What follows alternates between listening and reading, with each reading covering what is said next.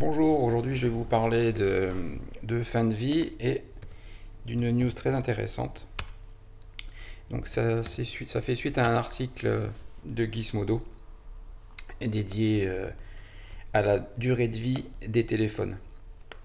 Sachant que la durée de vie des téléphones conditionne, il y a beaucoup d'impact sur la planète par rapport aux matériaux, et donc plus un téléphone va durer longtemps, moins on va impacter la planète avec les métaux rares et ce genre de problématiques.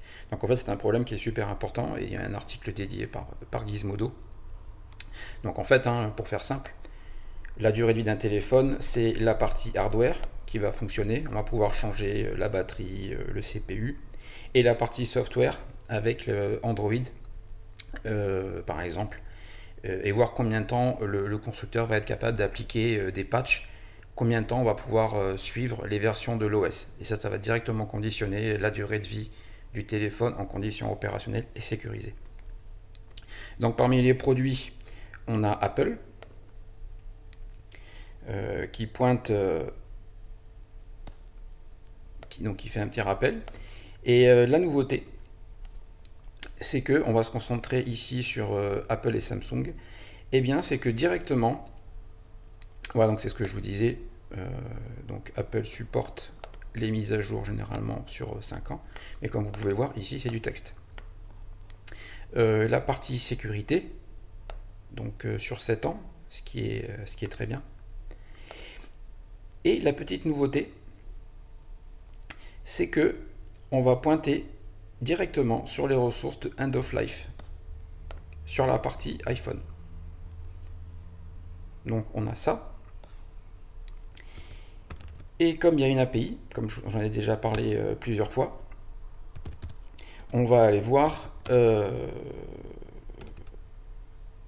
qu'est-ce qu'on a sur l'iPhone. Ah, ben voilà. Donc on a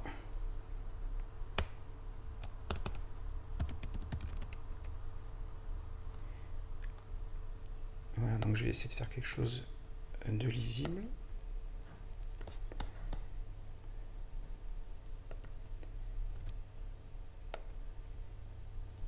Voilà. Donc en fait, ici, on nous dit les durées. Et en fait, on peut les voir ici. Donc on voit que l'iPhone 13 est toujours en cours de production. C'est-à-dire qu'on le construit toujours. Non, l'iPhone 13 ici. Voilà. Donc il n'est pas discontinued, ça veut dire qu'on le produit toujours et qu'il n'est pas en fin de vie, c'est-à-dire que des mises à jour sont toujours applicables et l'OS est toujours mis à jour. Sur l'iPod 13 Pro, ici c'est un petit peu différent. Donc il est discontinued, c'est-à-dire il n'est plus produit depuis septembre 2022, mais les mises à jour sont toujours effectuées. Et là on a aussi un point remarquable sur l'iPhone 12 qui a une très bonne durée de vie, puisqu'il a été réalisé en... Ah bah non, il était réalisé en 2020, et voilà.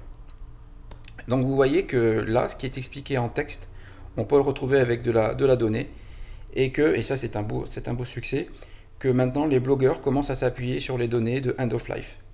Donc ici, ce sont les mêmes données que j'ai ici. Donc c'est une très bonne nouvelle pour End of Life. Et ensuite, on va avoir la même démarche pour Samsung.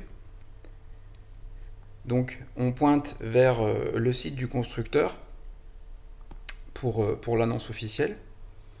On a quelques éléments de durée, mais surtout, on pointe vers, là aussi, endoflife.date. On va aller voir ce que ça donne.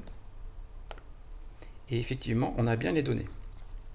Donc, comme précédemment, je vais aller voir côté API, qu'est-ce qu'on a. Donc je vais faire comme si je ne savais pas ce qu'il y avait. Je sais que c'est du Samsung.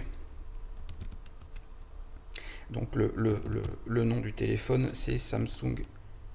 Le nom du logiciel, du produit, c'est Samsung Mobile. Voilà. Donc on retrouve les données. Ici. Donc on peut voir que par défaut, elles sont classées par date de release la plus récente. Et là, avec uniquement de la data, on peut faire du reporting bien sûr, on va être en mesure de comparer les durées de vie des devices. Donc il va y en avoir d'autres hein, dans les téléphones mobiles, mais bon déjà on a Samsung, iPhone, je pense qu'on a aussi, donc ici on a Google. Alors, est-ce qu'on va voir? Alors là, il ne pointe pas vers End of Life, mais je pense qu'on doit avoir des choses sympathiques. Alors, normalement, il s'appelle Pixel. Non? Google. Ah oui, zut.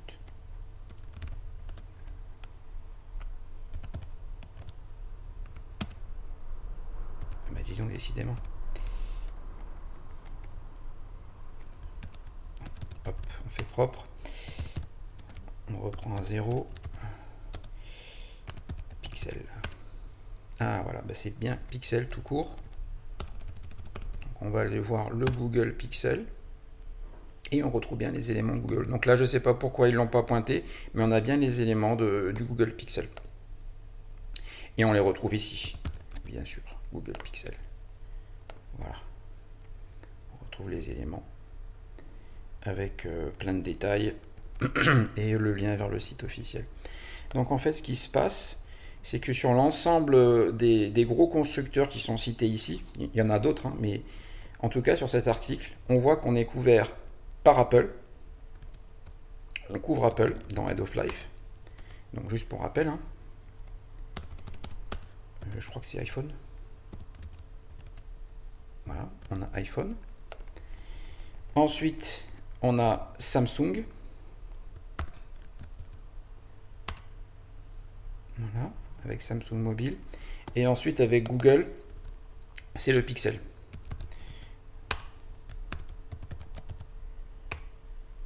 Voilà. Donc tout ça grâce à endoflife.date. Et donc là, le travail qui est en cours, pour les curieux ou ceux qui veulent suivre l'actualité. Donc le prochain effort, ça va être de rajouter le Fairphone. Alors le Fairphone, qu'est-ce que c'est? Donc là, on a fini avec Gizmodo. C'est un téléphone qui est fait pour durer très longtemps.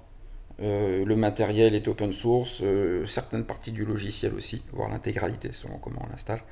Et les parties sont imprimables en 3D par tout un chacun. Donc là, il y a un processus de modération qui est en cours. L'APR est en cours d'évaluation et de modération. Donc prochainement, on pourra ajouter le Fairphone à la liste des téléphones supportés. Et on aura le plaisir de passer cette commande, qui pour l'instant sort en échec, c'est normal puisqu'elle n'existe pas. Voilà, donc ce sont de très bonnes nouvelles pour endoflife.date. C'est une reconnaissance de la qualité des données et du travail. Et pour information, vous pouvez également suivre les actualités ou tout simplement les tweets. On va aller sur le projet. Donc vous cherchez endoflife.date, hein, ça se trouve très facilement. Et ensuite, pour aller sur Twitter, il suffit d'aller sur le badge. Bon, moi je suis déjà abonné.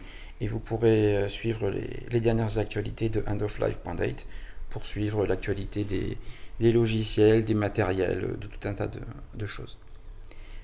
Voilà, c'est tout pour cette fois-ci. Juste pour rappel, endoflife.date. Sur Google, ça donne ça. Si on cherche endoflife.date, on tombe directement